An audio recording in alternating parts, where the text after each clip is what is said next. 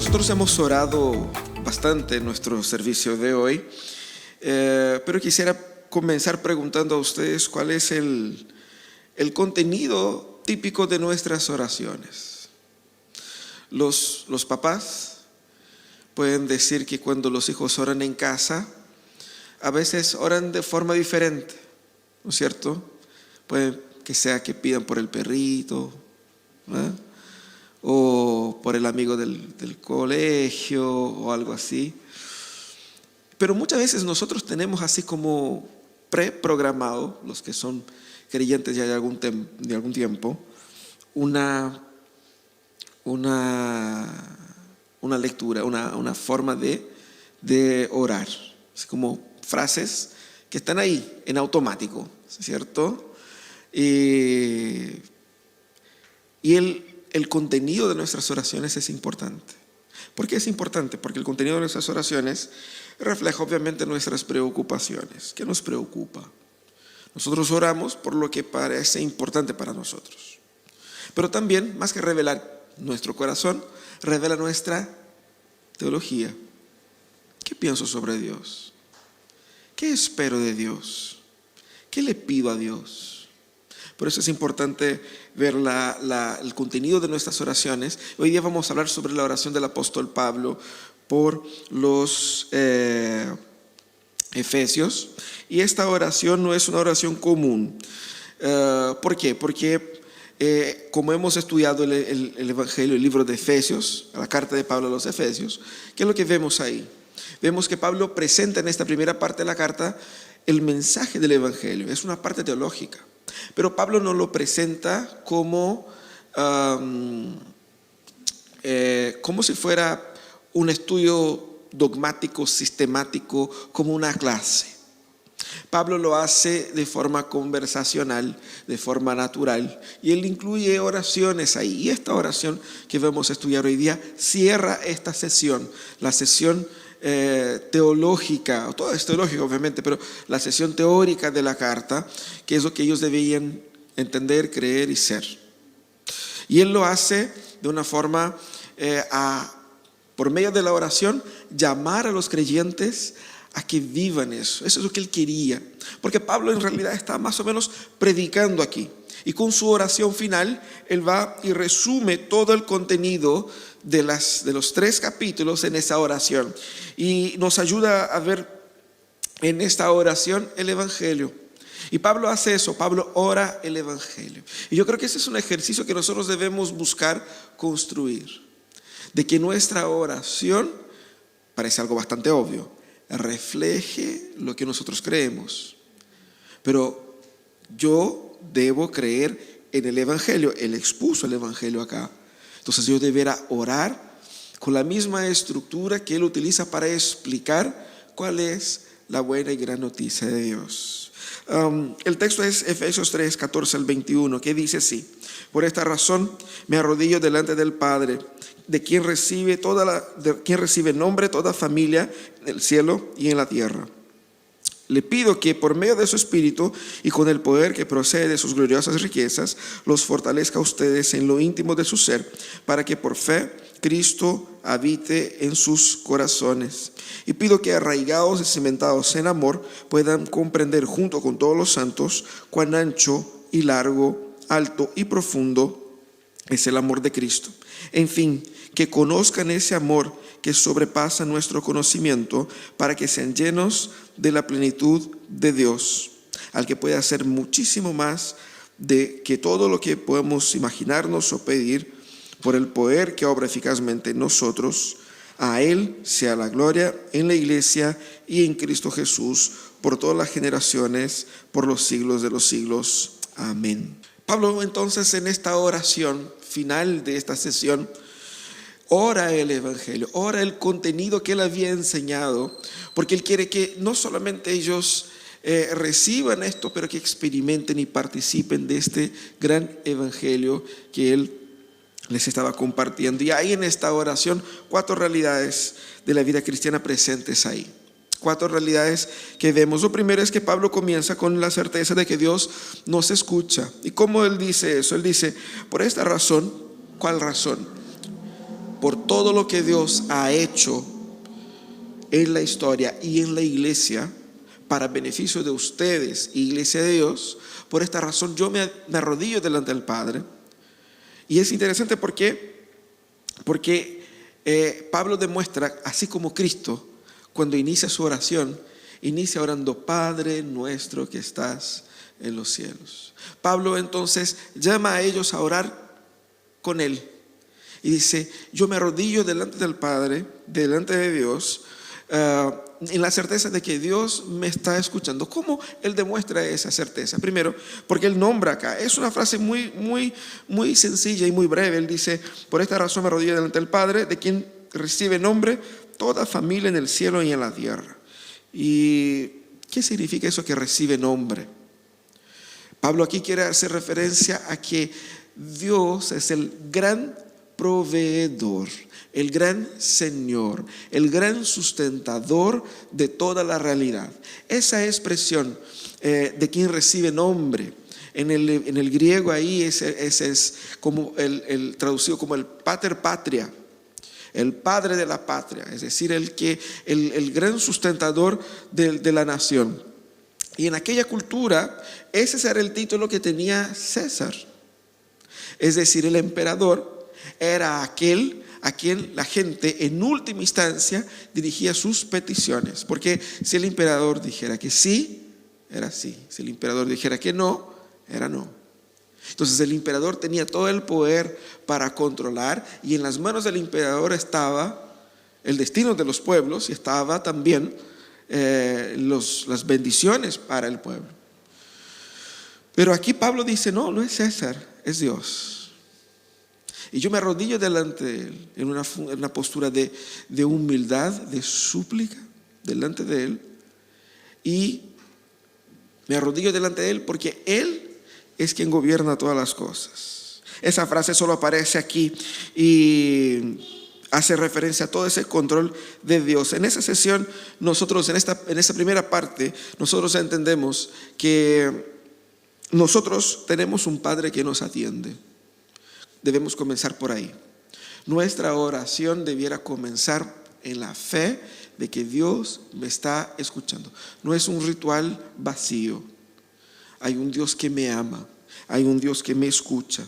Pero más, al decir que Él es el que da nombre a todas las familias, a todos los pueblos, digamos, Él quiere decir que nuestra identidad está en Él. Nuestra identidad depende de Él. Él es quien nos da este pertenecimiento. Somos su pueblo, somos rebaño de Él, somos de Él. Nuestra identidad está vinculada a Él, y por lo tanto debemos comenzar nuestra oración con esta certeza. Eso nos ayuda a romper la idea de que muchas veces nuestras oraciones son palabras vacías, repeticiones, así que soltamos solamente para descargar el corazón. Hay un Padre que sí me escucha. Quizás en los momentos de mayor angustia podemos temer si mi oración tiene efecto. Y esa es la demostración del apóstol Pablo de que sí, las oraciones importan, y sí, las oraciones tienen efecto. No por mí, no porque yo soy poderoso, porque las palabras que uso son palabras mágicas. No. La oración tiene efecto porque nosotros tenemos un Padre que nos gobierna, un Padre que nos ama, un Padre con el cual tenemos un vínculo, una identidad. Pero Pablo ora por ellos, y Pablo hace dos peticiones. La primera tiene que ver con el énfasis en la experiencia personal, individual, con el Espíritu Santo. Y muestra aquí la importancia de una experiencia personal con el Espíritu. Él dice: le pido que por medio del Espíritu y con el poder que procede de sus gloriosas riquezas, los fortalezca a ustedes en el íntimo de su ser, para que por fe Cristo habite en sus corazones. Esa es la primera petición del apóstol Pablo, y la petición es para que seamos fortalecidos en el interior por el Espíritu. ¿Qué significa eso? Pablo pide que por medio de la presencia del Espíritu Santo en nosotros, nuestras vidas sean cada vez más transformadas a la imagen de Cristo. ¿Cuántas veces hemos orado por eso? Y cuán diferentes son nuestras peticiones, ¿no? Nosotros utilizamos normalmente la expresión bendecir. Señor, bendice fulano, bendice mi trabajo. ¿Qué significa bendecir? Específicamente, concretamente. ¿Qué queremos que Dios haga? ¿Qué es bendecir mi día? Señor, te pido que bendigas nuestro día. ¿Qué literalmente esperamos que pase? Que sea un día bueno. ¿Qué caracteriza un día bueno? La definición de bueno puede variar mucho de uno para otro, ¿cierto? A veces nosotros soltamos así, Señor, bendice. No estamos diciendo nada. Ni siquiera estamos pidiendo nada de concreto. No estamos así como conscientemente suplicando a Dios algo más concreto. Pablo aquí pide algo que normalmente nosotros no pedimos, porque él no comienza pidiendo para que Dios los proteja de los enemigos, los ayude con las necesidades. Pablo va al corazón del problema humano. Nuestra necesidad más profunda es la necesidad de ser llenos del Espíritu Santo de Dios. Más que plata, necesitas ser lleno del Espíritu Santo de Dios. Más que cualquier otra cosa. Y Pablo va a la necesidad más importante que él identifica. ¿Por qué esa es la necesidad más importante? Por la historia que él contó, la historia del Evangelio. La historia del Evangelio cuenta como el capítulo 2, nosotros vimos que en otro tiempo nosotros éramos esclavos, pero Cristo nos libertó. Y esa liberación que Cristo ejecutó en nosotros, el Espíritu Santo aplica en nuestras vidas y nos ayuda día a día a vencer el pecado. ¿Cómo? Por medio del poder de Dios obrando en el Espíritu Santo en nosotros. Por lo tanto, lo que necesitas no es solamente de un día bendecido. Necesitas más de Dios en tu vida. Y esa necesidad es una necesidad que, como él dice acá, fortalecidos, porque da la idea de un proceso. Estamos en un proceso de caminar con Dios. Y necesito que en este proceso yo sea equipado. Más adelante en el capítulo 6, Pablo va a hablar de la armadura de Dios. Seguramente usted conoce ese texto de Efesios 6 que habla de la armadura de Dios, ¿cierto? Aquí él está hablando desde la perspectiva teológica, porque es el Espíritu Santo, es una vida llena del Espíritu Santo que me va a dar las herramientas, la fortaleza para enfrentar cualquier día. Así que ya no necesitaré de un día bendecido, porque bendecido soy yo, lleno del Espíritu Santo. Y eso es lo que hará todos los días de bendición. Sean días tristes, duros, difíciles, sean días que uno pasa en el hospital, sean días que uno pasa en cesantía, pero todos serán días bendecidos cuando sean días vividos llenos del Espíritu Santo. Eso es lo que Pablo pide acá. Y él dice que sean fortalecidos por el poder del Espíritu Santo para que habite Cristo. Y es muy importante esa expresión porque habitar implica en una relación definitiva. Que por medio de la fe, Cristo no sea solamente un pensamiento dominical. Que por medio de la fe, Cristo no sea solamente una experiencia de parte de tu vida, pero que Cristo habite en la totalidad de tu existencia. Que Él sea el dueño de casa. Él habita ahí. Y usted sabe que cuando alguien empieza a vivir en una casa, empieza a ¿qué? A ajustar la casa a sus necesidades, a sus gustos, dar forma y color a la casa, ¿cierto? Entonces seguramente ahí los chiquillos con hijos chicos saben exactamente esa experiencia de que antes la casa, ¿cierto? Tenía los adornos bajitos, tenía, ¿cierto? Otra decoración, y de repente empiezan a caminar, antes incluso, ¿no? con el carrito, con el, ¿cómo se llama?, el cercadito, con toda la parafernalia que es necesaria para la dinámica de la crianza de los niños, y luego empiezan a caminar y uno empieza a poner unas rejitas aquí para que no caigan acá, otra, empieza a dar forma a la casa. El que habita empieza a mostrar su presencia. Eso es lo que Pablo pide, que Cristo habite en sus corazones. Es decir, que la presencia de Cristo en su vida sea notada, sea percibida, que los cambios que Él está haciendo porque Él está ahí se noten. Y eso es lo que Él pide, eso es lo que hace el Espíritu Santo en uno. Así que nuestra comprensión debe ser de que ser lleno del Espíritu Santo es una prioridad. ¿Cuántas veces hemos orado semanalmente o diariamente pidiendo al Señor, yo quiero ser lleno del Espíritu Santo? ¿Cuántas veces hemos pedido y hemos entendido que esa es mi más importante necesidad? Debemos comenzar por ahí. Esa es la primera petición que hace el apóstol Pablo. ¿Por qué? Porque el Espíritu nos hace discípulos en el poder de Dios. Es el Espíritu Santo que nos lleva a disfrutar de todos los beneficios que Cristo conquistó en la cruz. El Evangelio no es solo un tema teórico, el Evangelio es una experiencia.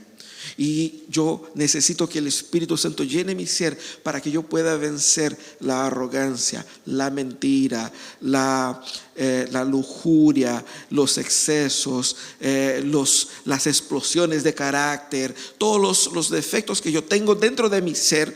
Es por medio de la obra del Espíritu Santo en mí que esas cosas son transformadas. Y lo peor que te puede pasar es ser un cristiano que no es lleno del Espíritu Santo. Es la vida más mediocre posible, porque no estás disfrutando de la plenitud de lo que Dios nos ha entregado. Ore por más de Dios. Y por más que ores por más de Dios, tendrás que orar menos por las bendiciones de Dios, porque te darás cuenta que la presencia de Dios, ella es en sí la máxima de las bendiciones. Es eso lo que Pablo pide para ellos y para nosotros. Pero también Pablo muestra acá la necesidad del crecimiento en comunidad, porque normalmente cuando hablamos de oración y cuando hablamos del Evangelio y cuando hablamos de la vida cristiana, tenemos una perspectiva muy individualista de cómo yo me siento, de cómo yo oro, de cómo yo hago, es como yo voy, es mí, es muy individualista muchas veces nuestra expresión de religiosidad. Y lo que Pablo apunta en los 3 primeros capítulos es que es imposible entender el Evangelio únicamente en la esfera individual. Porque ¿qué es lo que hace Cristo? Cristo viene y forma un cuerpo, un edificio. Y por eso que Pablo pide, y pido que sean arraigados y cimentados en amor. Arraigados y cimentados en amor, puedan entonces comprender junto con todos los santos, con ancho, largo, alto y profundo es el amor de Cristo. En fin, que conozcan ese amor que sobrepasa todo nuestro conocimiento, para que sean llenos de la plenitud de Dios. Fíjate que una vida llena del Espíritu nos conducirá necesariamente, obligatoriamente, hacia la comunidad. No hay plenitud de Dios sin la iglesia.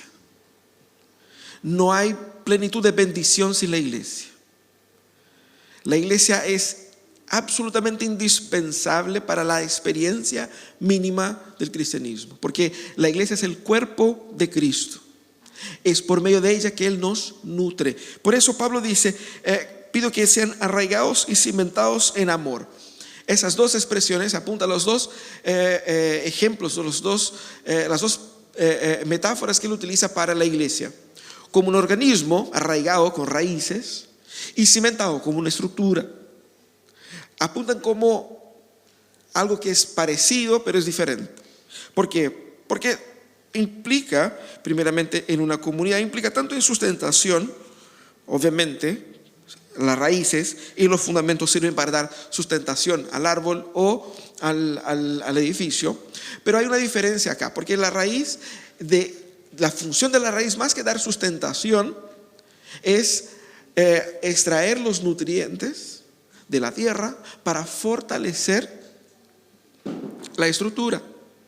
En otras palabras, lo que Pablo dice es que el amor es esa experiencia que te va, o sea, el amor de Cristo, obviamente, no el amor en general. El amor de Cristo es lo que nos va a permitir estar nutridos para ser fuertes contra las tempestades como comunidad. También la idea de la sustentación implica en que nosotros no seremos movidos, demovidos, derrumbados por los ataques de Satanás, derrumbados por los ataques de nuestra carne, derrumbados por los problemas de la vida, por las crisis y por las frustraciones de nuestra historia.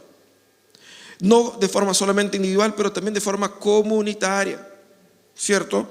Y él dice entonces que nosotros debemos así, unidos en amor, poder comprender. Y eso es muy importante, porque muchas veces pensamos que la comprensión de lo que es Jesús, la comprensión del Evangelio se da cuando yo solito entiendo yo en mi cabeza. No podrás comprender la totalidad del amor de Dios sin la comunidad. Necesitas de la comunidad para conocer plenamente a Cristo y para disfrutar plenamente de Cristo, porque en Cristo está, en la comunidad, en la iglesia está la vida. Esa calidad del amor que Pablo apunta acá es un amor que sobrepasa nuestro conocimiento. Él dice, para que puedan comprender cuán ancho, largo, alto y profundo es el amor de Cristo. No podrás comprender profundamente el amor de Cristo sin la experiencia comunitaria. Y a veces nosotros pensamos que la iglesia es una experiencia únicamente de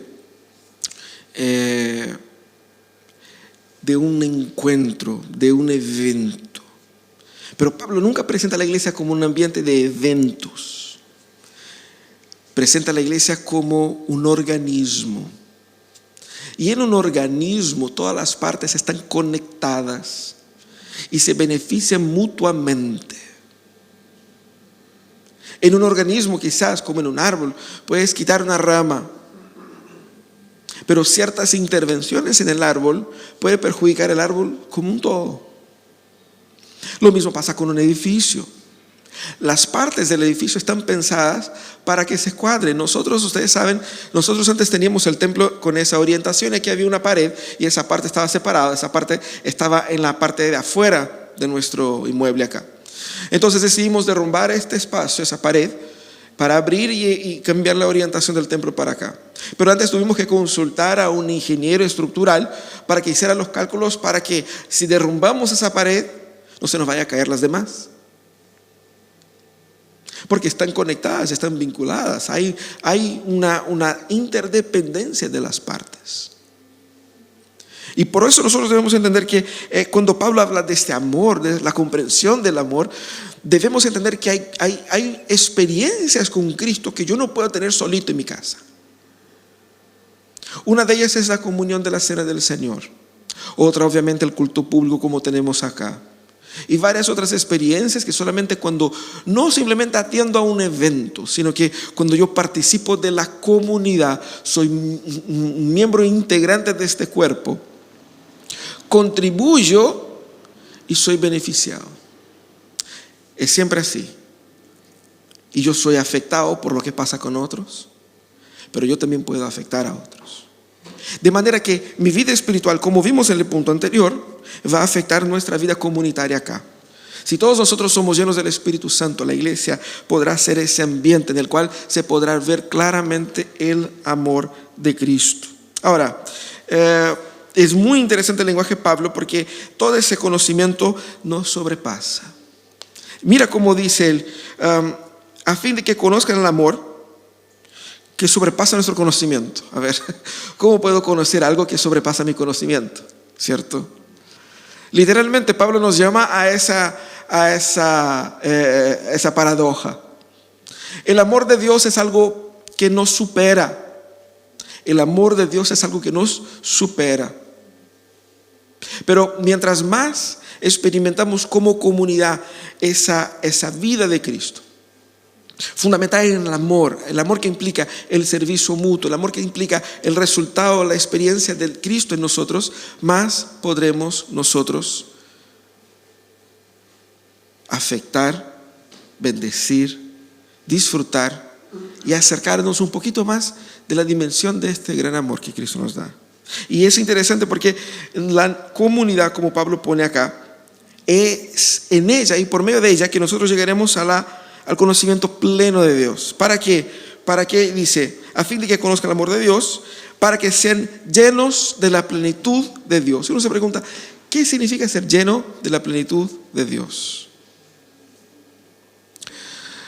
La idea es que si nosotros tomamos un vaso de agua y llenamos con agua del mar, este vaso estará lleno de la plenitud del mar.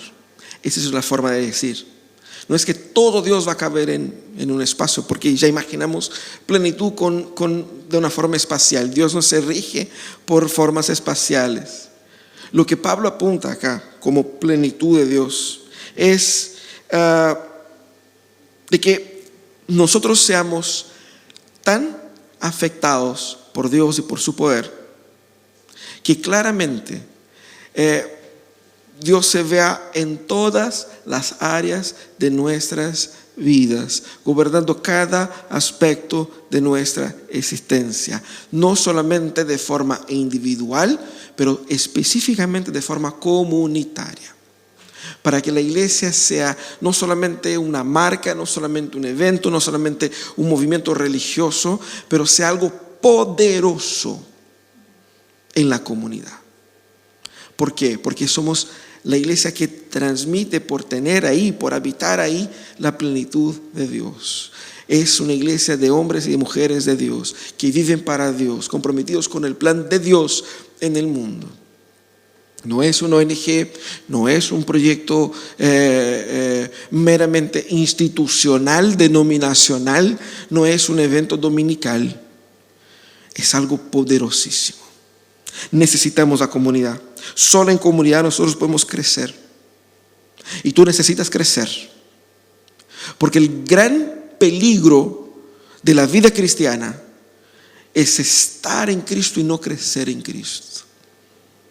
Fíjate que en Apocalipsis Jesús condena a una iglesia porque ellos estaban ahí, pero no crecían. Y la expresión de Cristo es: tengo ganas de vomitarte de mi boca.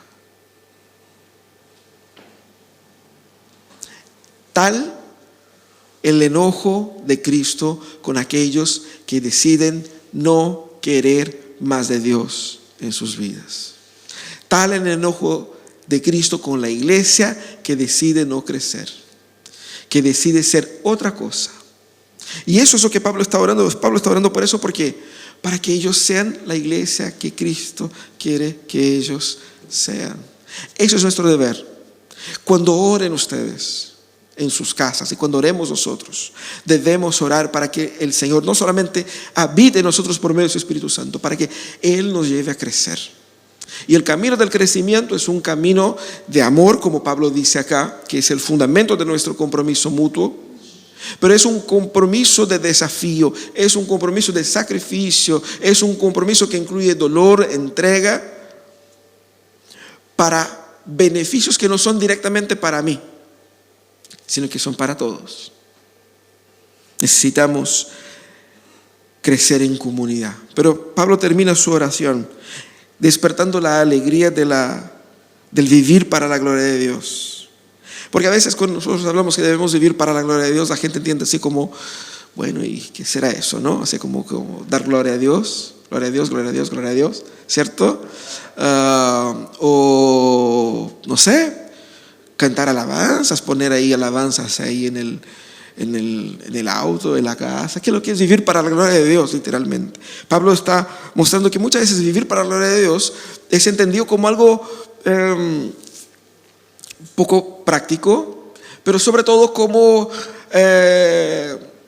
algo que no es en sí mismo una expresión de alegría, sino que es una expresión de, bueno, es más un deber que un placer. Pablo llama nuestra atención al placer y la alegría de vivir para la gloria de Dios. Porque como Él introduce este final de la oración, que llamamos doxología. Doxología es una expresión que tiene que ver con gloria, ¿cierto? Es cuando vemos en la Biblia textos como ese que dan gloria a Dios. Entonces eso es una doxología. Pablo, al introducir esa doxología, él dice: al que puede, refiriéndose a Dios, hacer muchísimo más de todo lo que podemos imaginarnos o pedir. Es decir, Él pone a nosotros en perspectiva con la gloria de Dios. ¿Y cuál es el resultado de eso? La gloria de Dios implica en que Él es tan absolutamente poderoso y tan absolutamente amoroso hacia nosotros, porque Él puede hacer muchísimo más de todo, no solamente lo que podemos pedir, pero incluso lo que podemos imaginar, por un poder, no un poder que está volando ahí, un poder que ya está obrando en nosotros, por medio de su Espíritu. ¿Cómo nosotros debemos entender esa declaración de gloria a Dios? Es la celebración de cuán grande amor ha derramado Cristo en la iglesia por medio de su Espíritu Santo, para transformarnos, para redimirnos, para arrancar ese viejo hombre, esa vieja mujer del corazón y darnos vida nueva. Él dice: un poder ilimitado para hacer todo. A Él sea la gloria. Fíjate que delante de esa primera expresión vemos que cada petición que hacemos a Dios es pequeña. Señor, bendice mi día laboral, y eso es poco, ¿no? Él puede hacer infinitamente más de lo que podemos pedir o pensar. Y a veces nosotros disminuimos a Dios para caber en nuestro corazón. Adorar a Dios es permitir que Dios sea de su mismo tamaño y que yo me presente ante Él, un Dios inmenso, y celebre la inmensidad de Dios. Pablo destaca ese poder que está obrando en nosotros, y fíjate que el énfasis en que nosotros somos los instrumentos que Dios utiliza para cumplir sus propósitos en el mundo, su plan. Nosotros somos el instrumento de Dios. Y fíjate que Él termina con eso: toda la gloria debe ser a Él. Es decir, todos los méritos de la redención está en Él. Todos los méritos de la salvación está en Él, no en nosotros. Porque a veces al fin del día queremos decir: oye, que nos hemos portado bien. Igual he trabajado, me he esforzado, he dejado de hacer esto, me he negado tales cosas.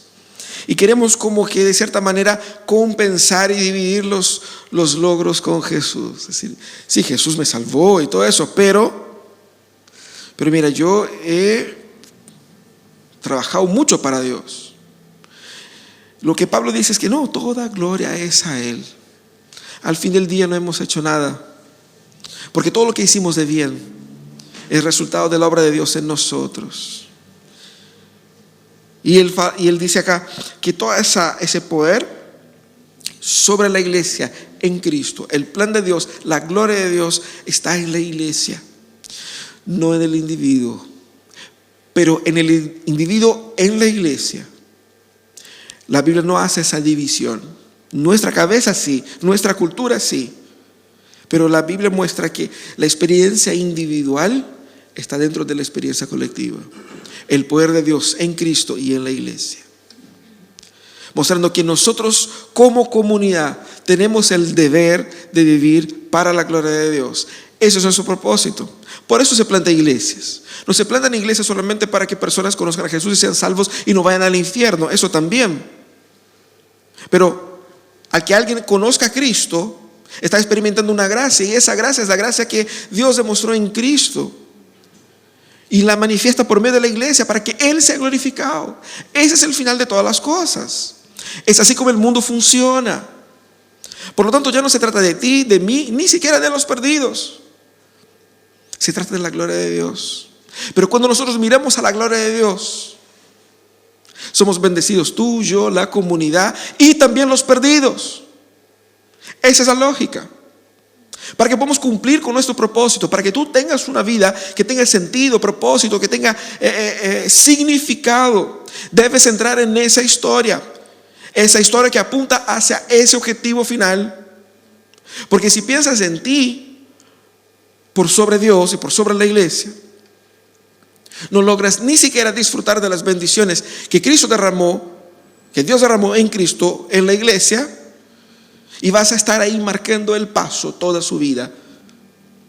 Cristo viene a librarnos de esta ficción, de la posibilidad de ser cristianos que se autodefinen sus propósitos para la vida. Los planes, los llamados, la meta de tu existencia ya fueron definidas. Aquí está. Y vivir para Dios es lo único que nos puede dar una alegría plena, una alegría realizable, aún en esa vida.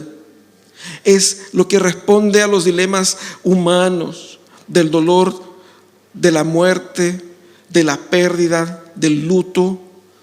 Es vivir para la gloria de Dios, que nos da la perspectiva real de todas las cosas. Fíjese que cuando Job pasó lo que pasó y perdió todos sus hijos y todas sus cosas, ¿qué dijo él? Desnudo he salido del vientre de mi madre, desnudo volveré. Él dio y él quitó. La gloria sea a él.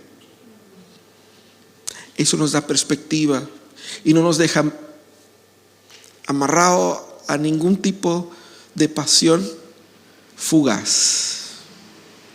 La alegría de vivir para Dios. Nosotros debemos orar el Evangelio, orar y vivir el Evangelio, desde la perspectiva de que vivimos bajo el gobierno de un Dios soberano. Descansa en la soberanía de Dios. Deja de temer el futuro, porque hay un Padre que nos atiende, que nos ama y que gobierna todas las cosas. Confía en Él. Ahora, entienda que su mayor necesidad es la de ser lleno del Espíritu Santo. Pida a Dios todos los días y busque ser llenos del Espíritu. Pablo va a decir en la carta, capítulo 4 en adelante, es la aplicación, la parte práctica. Y todo eso lo que Pablo va a decir acá es, mira, para poder obedecer a Dios de esa manera, ustedes tienen que ser llenos del Espíritu. Cuando va a decir de cómo tratar a la mujer, el marido, los hijos, la relación laboral, uno espera que cualquiera tenga la disposición de hacer lo que la palabra dice. No tendrás. Si no es el Espíritu Santo llenando tu corazón, transformando tu vida, no vas a poder ser el marido que Dios demanda que tú seas, ni la mujer que Dios demanda que tú seas. No vas a poder educar a tus hijos como Dios demanda. Vas a tratar te vas a esforzar, pero lleno del Espíritu podrás lograr lo que Dios demanda de nosotros en su palabra. Ese es el punto. Ahora, la plenitud del Espíritu nos conduce también a anhelar crecer en comunidad, a crecer y hacer crecer, a invertir en personas. No solamente estar aquí para recibir, pero estar aquí también para servir, para entregar, para construir. Quiero ser parte viva de esto y no solamente calentar el asiento durante 1 hora y 30, 1 hora y 40 minutos durante la semana. Quiero ser una parte viva, porque quiero recibir los nutrientes de Cristo por medio de los dones que Él derramó sobre su iglesia. Y quiero que Él derrame dones sobre mi vida para que yo también pueda compartir los nutrientes de Cristo con otros y ser así parte de ese organismo vivo, de algo que es más grande que yo, como vimos la semana pasada, que me sobrepasa, y así hacer la historia de Dios en el mundo. Y por fin, vivir para la gloria de Dios. Cuando lleguemos al final de nuestras vidas, ¿cómo sabremos que nuestra vida fue vivida de forma válida? Que no fue una vida inútil. No es por los edificios que hemos construido, los bienes que hemos conquistado, ni por los logros, los libros, las músicas que hemos compuesto. No, nada de eso. Todo eso queda ahí, nuestro legado. Pero también se olvida. ¿Cuántas mansiones abandonadas en Valparaíso ya no Ya no cuenta la historia de sus constructores. Sus dueños murieron, sus fortunas se acabaron, y esos edificios fueron demolidos y ya nadie se acuerda de ellos. Cuántos libros escritos, cuántas canciones olvidadas, el legado que queremos y debemos dejar en ese mundo es el de vivir para la gloria de Dios. Porque como dijo Jesús, nuestro tesoro está donde no se pierde. Ese es el desafío que nosotros debemos tener para nosotros: orar y vivir el Evangelio. Señor amado.